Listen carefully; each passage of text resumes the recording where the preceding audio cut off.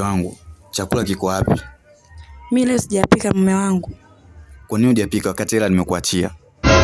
Hela nimelipia simu yangu ilifungiwa.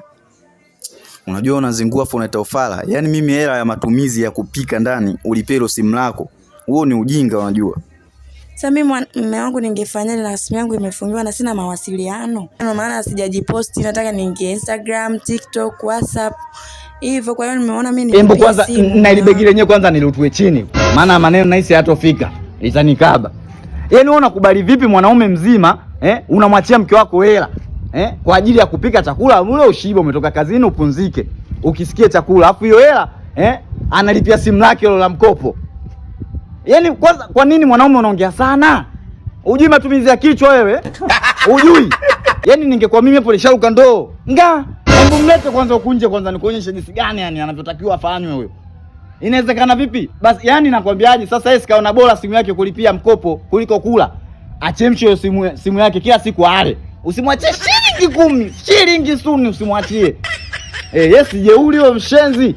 Yaani unachua hela ya kula ya kupika ule, wewe unalipia simu lako hilo la mkopo. Wewe si unaona mali achemsha hilo simu lako hilo. Ule ushibe. Yaani usiache hata shilingi 100 mwanaume mwenzangu, usiache hata dala. Maana hawana fadhila, hawajui jinsi gani uko tunahangaika, tunazalaulika mpaka jasho la nini la kwenye mfereji linamwagika. Tukirudi nyumbani boxer nyeusi. Wao wanachukulia masiala tu. Wewe la matumizi ya kula wewe unalipia simu lako la mkopo. Asante nani sijui huko. We na kwa nini unaongea sana mwanaume mwenzangu? Huyo vuta piga, huyo kongota chapa. Piga. Unaniuzi bwana kama hivyo bwana.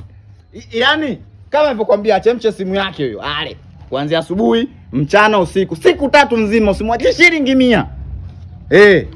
Maana huyo mpumbavu akili hana. Piga, mimi hujanifurahisha. Yaani wewe mjinga wewe mpumbavu wewe.